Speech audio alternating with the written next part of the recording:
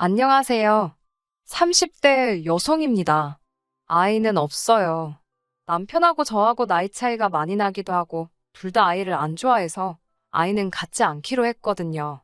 그런데 이런 저희의 결정이 신우에게 이상한 착각을 하게 만든 것 같네요. 남편과 저는 동호회 활동을 하면서 만났습니다. 동호회 활동을 하게 된 계기는 제가 새로운 곳으로 이사를 했기 때문이었어요. 근 10년 가까이 다니던 회사를 떠나 새로운 직장으로 이직을 했습니다.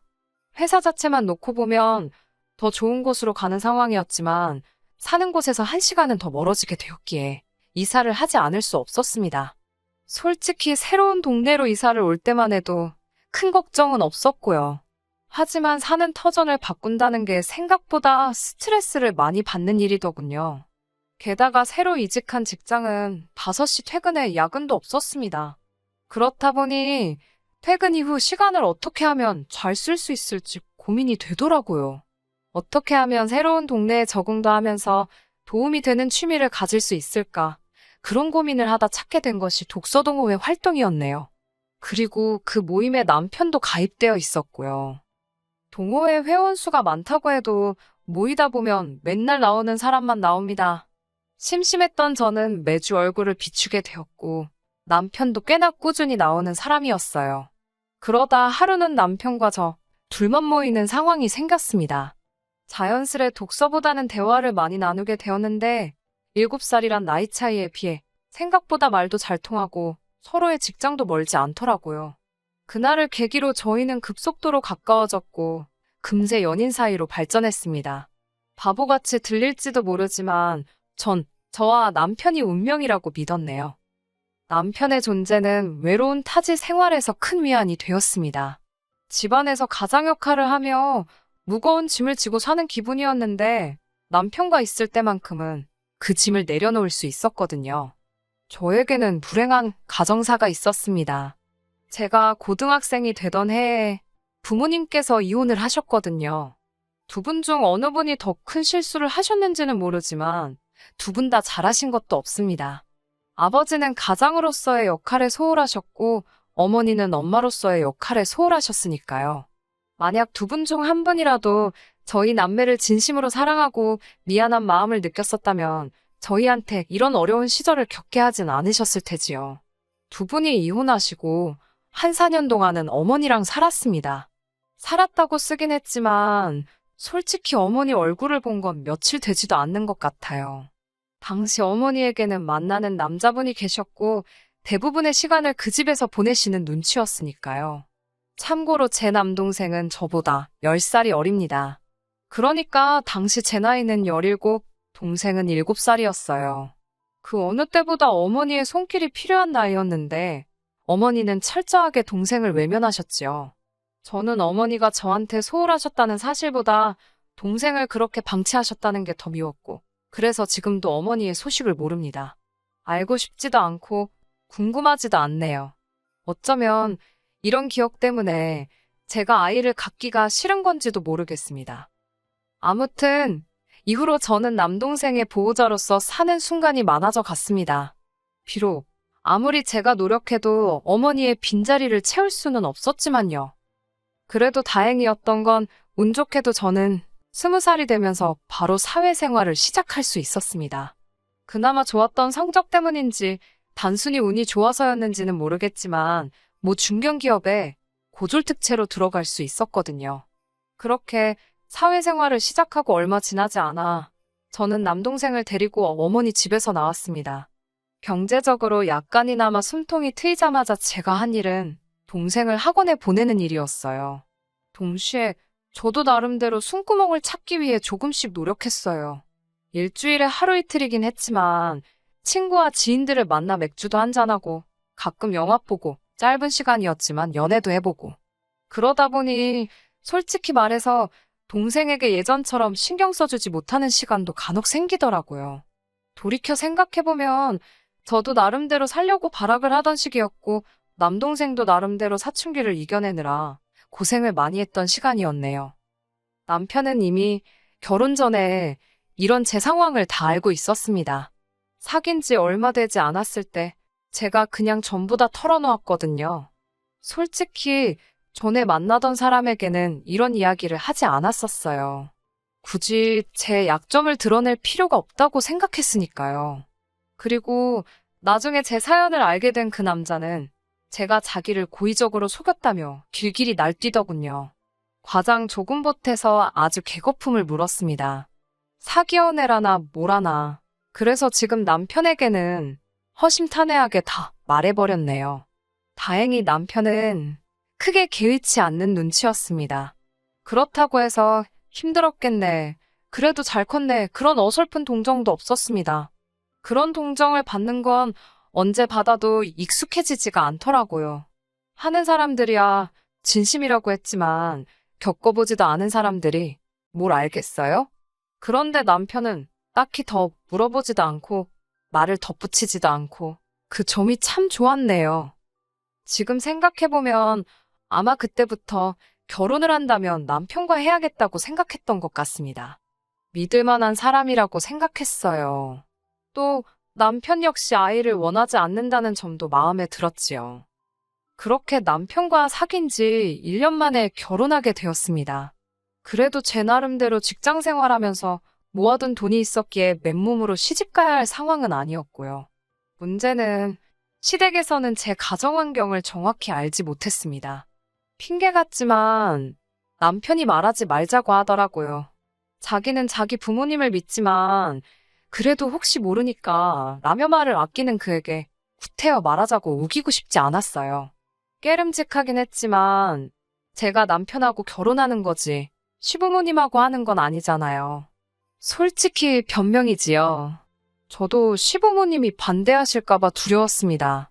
결국 친정부모님 자리에 돈 주고 고용한 두 어른을 모시고 상견례도 하고 식도 올렸습니다. 이건 제가 100번 잘못한 일이고 지금도 시부모님께 정말 죄송하게 생각하고 있습니다. 결혼식을 올리고 큰 산을 넘었다 생각했어요. 하지만 얼마 지나지 않아 모든 것들이 들통나고 말았습니다. 남편에게는 4살 많은 신우가 있었는데 오지랖이 얼마나 넓은지 별명도 오통령, 오지랖 대통령이었거든요. 이 신우가 제 뒷조사를 했더라고요. 고졸인 거야 이미 시댁에서도 알고 있었는데 신우는 고졸이 어떻게 중견기업을 들어가냐면서 자기 나름대로 진실을 파헤친다고 여기저기 들쑤시고 다닌 모양이었습니다. 그리고선 기어이 저희 부모님이 이혼을 했고 지금은 부모님과 연도 끊고 지낸다는 사실을 알아내서는 마치 무슨 대기업의 비리를 폭로하는 정의의 사도마냥 시부모님을 앉혀놓고 까발렸습니다. 하필이면 그날은 시어머니의 생신이기도 해서 저도 그 자리에 있었고요. 신우의 폭탄 발언에 온몸이 후덜덜덜 떨리고 머릿속이 하얘졌습니다. 어머님 아버님이 어떤 생각을 하실지 너무 걱정이 돼서 감히 고개를 들 수가 없었네요. 하지만 제 생각과는 달리 어머님께서는 감사하게도 이제 우리 식구가 되었으니 그런 건 중요하지 않다고 딱 잘라 말해주셨습니다. 게다가 신우에게 말조심, 행동 조심하라고 오히려 신우를 나무라셨어요. 뿐만 아니라 저에게는 너도 마음 고생이 많았겠다며 이제는 그런 거 신경 쓰지 말고 어깨 펴고 살라 말씀하셨습니다. 그제서야 신우도 더는 찍소리도 못하더군요. 지금도 그날을 생각하면 감사한 마음뿐이네요. 그 이후로 저희 부부와 시부모님의 사이는 나날이 돈독해졌습니다. 신우 덕분에 모든 것이 드러나니 저를 포장할 필요도 과장할 이유도 없었으니까요. 시부모님을 친부모님이라 생각하며 진심을 다해 따랐습니다. 남편과 상의 끝에 매달 시부모님께 용돈도 50만 원씩 드렸고요.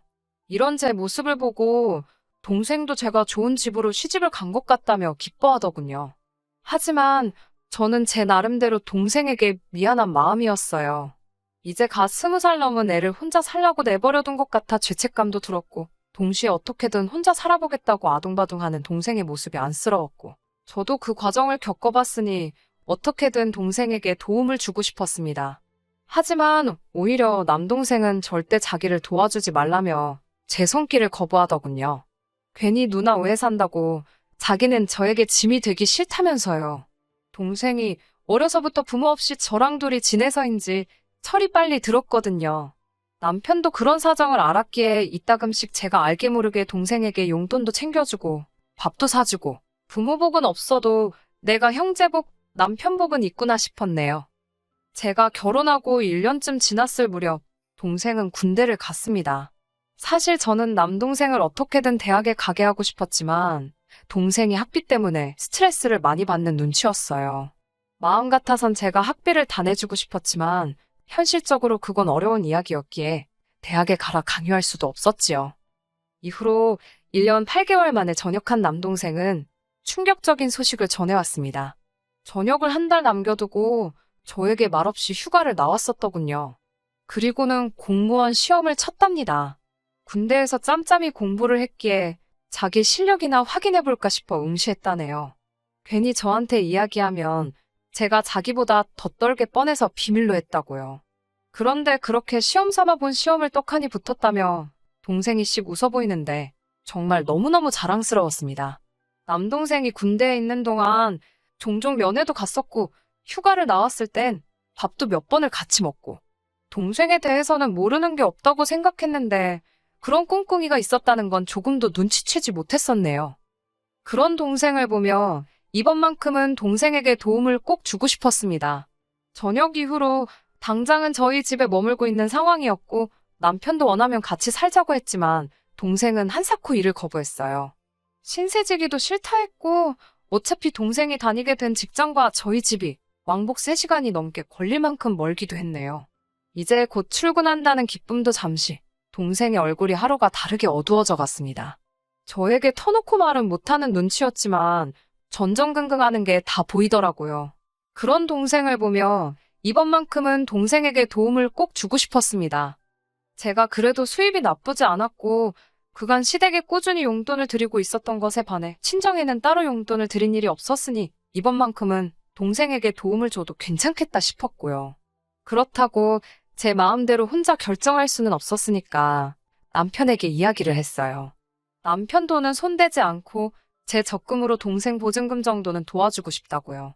남편도 시원스레 그거 좋은 생각이라며 제 의견에 동의해 주었습니다. 서울이라면 어림없었겠지만 다행히 서울이 아니었던지라 보증금 3천에 월세 40에 빌려 월세를 구할 수 있었습니다. 그리고 고맙게도 남편은 이 모든 상황을 이해해줬을 뿐만 아니라 기뻐해주기까지 했어요.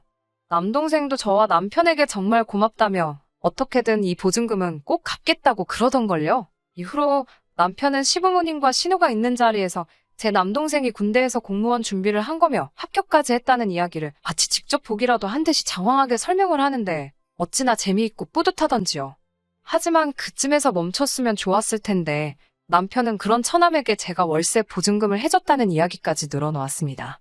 솔직히 듣는 순간 아차 싶었지만 의외로 시부모님이나 신우 둘 다 별 반응이 없었습니다.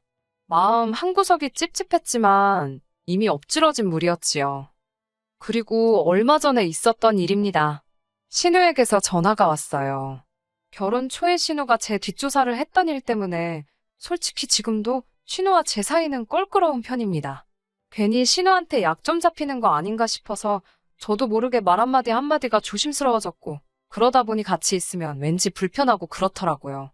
원래 신우랑 올케가 친해지기 힘든 사이라잖아요. 그런 신우에게서 전화가 먼저 걸려왔을 땐 저도 나름대로 놀라기도 했고 직감적으로 좋은 내용은 아니겠거니 싶었습니다. 옆에 있던 남편에게 전화기를 넘기며 대신 통화해달라니까 그럼 신우가 저를 얼마나 얕잡아 보겠냐며 그냥 받으랍니다. 여차하면 자기가 나서겠다고요. 그렇게 신우와 스피커폰으로 남편도 잘 들리도록 설정하고 통화를 하게 되었지요. 결론부터 말씀드리면 신우가 저한테 섭섭하다 했습니다. 동생한테는 그렇게 퍼주면서 시조카 생각은 안 나더냐고요. 처음에는 그게 무슨 소린가 했어요. 일찍이 결혼한 신우에게는 제 남동생과 1살 터울의 딸아이가 있거든요.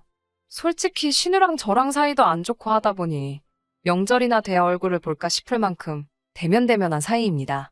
그런데 그 조카 아이를 들먹이면서 자기 조카가 대학 들어갈 때는 겨우 용돈만 주고 땡치더니 동생은 보증금을 해줬냐면서 서운하다는 거예요. 아무리 시조카래도 제 친동생하고 비할 바가 되나요? 제가 외숙모로서 용돈이면 충분하지 뭘 더 해주냐고 물어봤습니다. 기분이 나빴지만 최대한 웃으며 부드럽게 물어봤어요.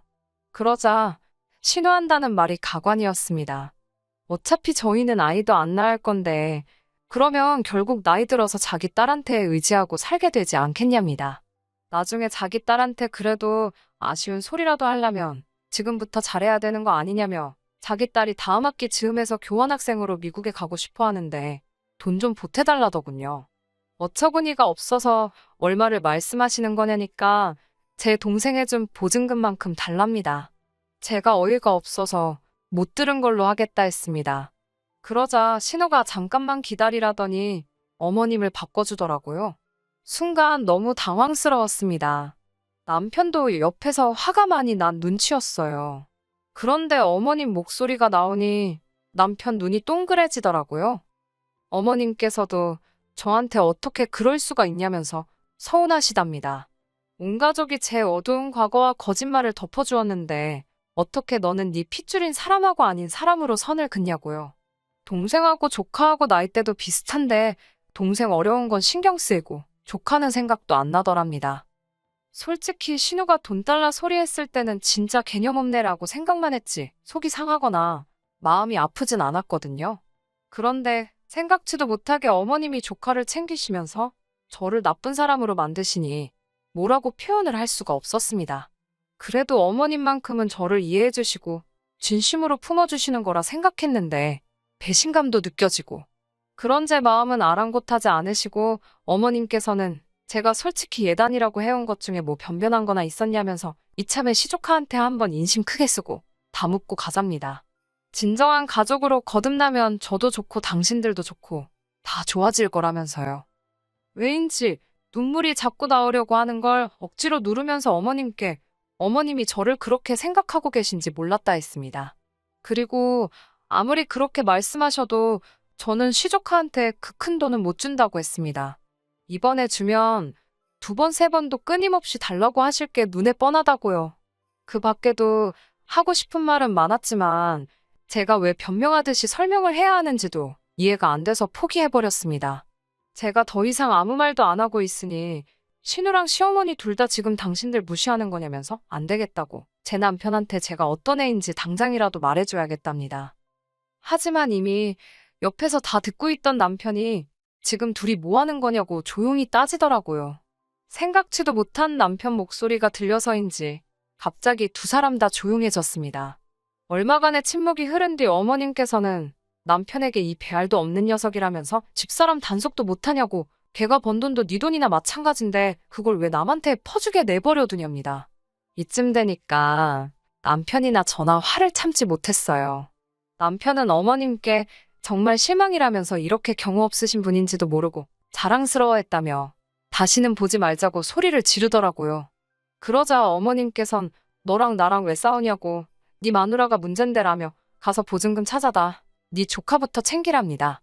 너는 어째 팔이 바깥으로 굽냐면서 신우는 신우대로 빽빽거리고 결국 화가 난 남편이 휴대폰을 집어던지면서 통화가 끝났습니다.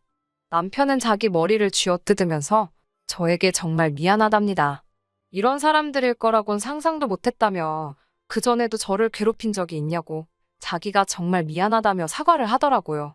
이해해 달라 소리도 안 할 거고 이제 어머님이건 신우건 안 보고 살아도 그만이니까 우리 둘이서만 잘 살잡니다. 제가 그래도 당신 어머니고 누나인데? 그러자 남편은 신경 쓰지 말랍니다. 자기가 그동안 눈이 멀었던 것 같다면서 이제 정말 저만 지켜주겠다나요. 남편의 진심 어린 말들에 저는 결국 남편을 믿어보기로 했습니다. 이후로 시댁에 보내던 용돈을 끊었습니다. 그 외에도 저희가 보험이라던가 공과금을 내드리던 게 좀 있었는데 그런 것도 전부 다 끊었어요. 한두 달쯤 지났을까 어머님께서 아무리 그래도 자식된 도리는 하고 살라며 지금 뭐 하는 짓이냐고 또 연락을 해오셨는데 남편이 소리를 지르더라고요. 자식된 도리가 돈 내주는 거냐고 그러면 안 한다고 어머니랑 단돈 10원짜리 하나도 주고받기 싫다면서 아주 질색팔색을 하던걸요. 지금 이 사연을 쓰면서도 마음이 편한 것만은 아닙니다. 그래도 사랑하는 남편이 제 옆을 든든히 지켜주고 있으니 슬프지만은 않네요. 언젠가 다시 어머님과 신우를 웃으며 볼 날이 올까요? 잘 모르겠어요. 한 가지 확실한 건 이 매듭은 제가 풀 수는 없을 것 같다는 거지요. 시간에 맡겨 볼까 봐요. 끝까지 들어주셔서 감사합니다. 오늘의 사연은 여기까지입니다. 구독과 좋아요, 알람 설정 부탁드리고 더 좋은 사연으로 다시 찾아뵙겠습니다. 감사합니다.